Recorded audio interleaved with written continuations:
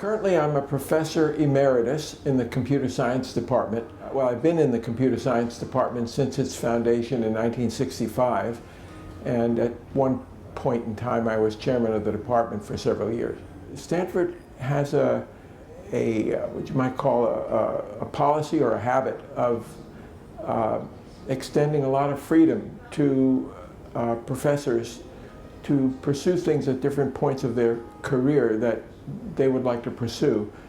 For example, in my case, Stanford gave me a 3-year leave of absence so I could go off to Washington and be Air Force Chief Scientist.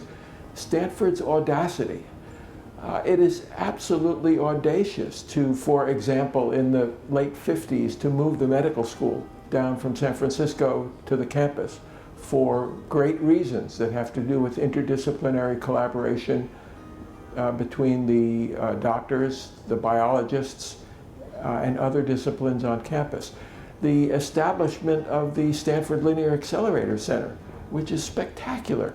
And it even necessitated the formation of a kind of a special physics department for the linear accelerator. So there are actually professors of SLAC. And more recently, the construction of remarkable arts facilities. Let's take, for example, the facility that I use because I've been a member of the Stanford University Chorus since 1970, singing in the Bing Concert Hall. The Bing Concert Hall is one of the great concert halls in the United States, and it's the audacity of Stanford raising the money. The Bings, of course, have been remarkable in giving money for great things at Stanford. The 2 new art museums.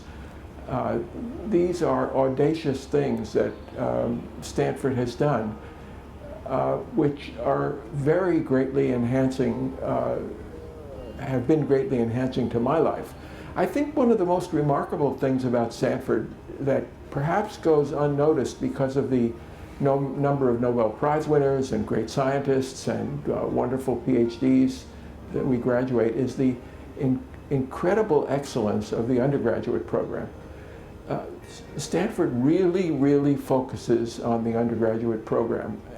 The freshman seminars, for example, or the money that's given by the Vice Provost for Undergraduate Education for summer internships by undergraduates in the various labs, or the sophomore colleges, or the idea that the faculty values the undergraduates so much that they would love to have undergraduates participate in their research projects. The sharing of the intellectual wealth around Stanford. Stanford is, again, it's remarkable among American and international institutions to the extent to which essentially everything is interdisciplinary at Stanford. That's highly valued by the faculty and by the students and the research projects as well. And that's been that crosses boundaries. That, for example, Stanford is the leading university in the world in computer music.